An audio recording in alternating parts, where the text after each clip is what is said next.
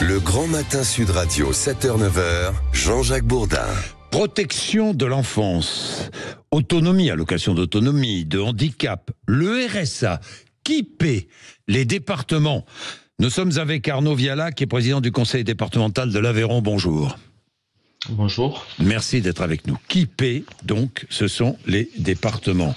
Et les départements refusent de payer pour les décisions de l'État, dont la revalorisation du RSA. Les départements ne veulent plus financer toute dépense nouvelle ou supplémentaire décidée unilatéralement par le gouvernement. C'est cela, Arnaud Viala? Oui, en fait, le débat porte sur la manière dont les décisions sont prises pour l'actualisation de ces prestations. Et donc, oui. Là, actuellement, au 1er avril, a été décidée une indexation du montant du RSA par l'État. Oui. Et les départements, dans le contexte budgétaire qu'on connaît, veulent manifester leur mécontentement par rapport à la façon dont ces indexations sont finalement automatisées, oui, sans aucune concertation préalable, alors que le débat public, je pense qu'il est inutile de le rappeler, porte aujourd'hui sur la manière dont on contraint les dépenses pour faire face au contexte dans lequel on se trouve. Ça veut dire que la revalorisation du RSA ne sera pas remboursée aux caisses d'allocation familiale. Voilà, donc c'est 1,7%, la revalorisation. Le RSA est versé à ceux qui en sont les bénéficiaires, aux allocataires, oui, par la CAF, oui, par les CAF. Et les CAF donc font appel aux départements qui leur versent les montants nécessaires pour honorer ces dépenses. Voilà, donc la volonté des départements. La volonté des départements n'est pas de priver les allocataires de l'indexation puisqu'elle a été décidée. La volonté des départements est de manifester vis-à-vis de l'État l'impérieuse exigence d'un dialogue sur les enjeux budgétaires avant que les décisions soient prises. Oui. Ça fait suite d'ailleurs à une série de décisions de la même nature au cours des derniers mois. Oui, mais l'État vous demande de faire des économies, à vous aussi.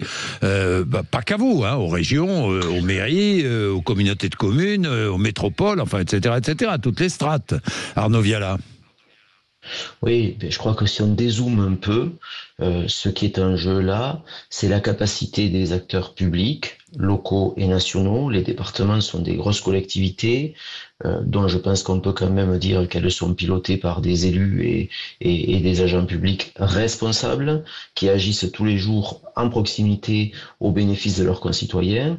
Et ces grosses collectivités revendiquent la possibilité de dialoguer de manière de gré à gré, responsable, adulte, avec l'État pour définir ce qui est indispensable comme dépenses nouvelles et comment on les finance, et ce qui peut-être doit attendre compte tenu du contexte dans lequel nous nous trouvons. Oui, mais Arnaud Viala, vous ne contestez pas que vous devez vous aussi faire des économies. Je prends juste un chiffre, les collectivités territoriales, quand même. Depuis 1997, plus 45%, je parle du nombre de fonctionnaires territoriaux en France, plus 45%, est-ce logique ? Mais Jean-Jacques Bourdin, ce qu'il faut comprendre, quand on donne des chiffres comme ça, évidemment, nos concitoyens sont amenés à penser qu'il y a de la gabegie dans la gestion des politiques publiques locales.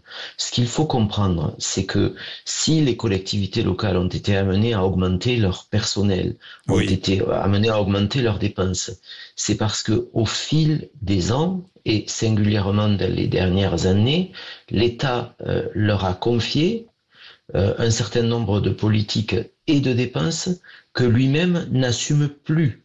Il les a confiées sans indexation des recettes afférentes, et donc les collectivités locales qui servent leurs concitoyens au quotidien en proximité doivent maintenant les accomplir, ces dépenses. Et donc je pense que si on veut être sincère, j'observe que le Premier ministre a fait cette semaine un gros exercice de transparence. Il faut aller jusqu'à expliquer à nos concitoyens qui le perdent de vue parce que c'est complexe, qui fait quoi et avec quelles ressources. Et si l'on fait ça, on va se rendre compte que le bloc local n'a pas du tout n'a pas du tout dérapé dans sa gestion des finances publiques. Il a simplement fait en sorte d'assumer les politiques publiques du quotidien, j'insiste là-dessus parce qu'il s'agit de politiques publiques du quotidien, que l'État lui a progressivement transférées. Et moi, je pense que c'est en les exerçant en proximité qu'on les exerce le mieux, parce qu'elles correspondent ainsi aux besoins de chaque bassin de population. Donc il ne faut pas remettre en question ce modèle. Simplement, on ne peut pas avoir cette volonté-là et, en contrepartie, avoir un État qui continue de décider tout seul ce qu'on augmente, ce qu'on modifie, sans concertation avec des acteurs publics locaux qu'il a jugés suffisamment responsables pour assumer des politiques, mais qu'il ne juge pas suffisamment responsables pour discuter avec lui de comment on les assume. Voilà le débat. Et il n'est pas polémique. Il est simplement, je pense qu'on est au milieu du gué sur la répartition des charges entre le niveau national et le niveau territorial. Il va falloir faire un pas d'un côté ou de l'autre, c'est-à-dire soit doter les territoires d'une réelle capacité de décision, y compris réglementaire, c'est-à-dire ils devront aller jusqu'à assumer leurs choix, en l'espèce, par exemple, augmenter ou pas, indexer ou pas le RSA, parce que le tissu local le justifie ou le justifie moins aux yeux des acteurs qui sont en responsabilité, issus du suffrage universel direct, d'ailleurs, et soit revenir en arrière et recentraliser des politiques. Et donc faire en sorte que peut-être on ait d'énormes disparités selon où on vit, etc. Merci Arnaud Viola, président du conseil départemental de l'Aveyron. Merci, il est 7h19, vous êtes sur Antenne de Sud Radio. Laurie Leclerc, le rappel de l'actualité. Laurie.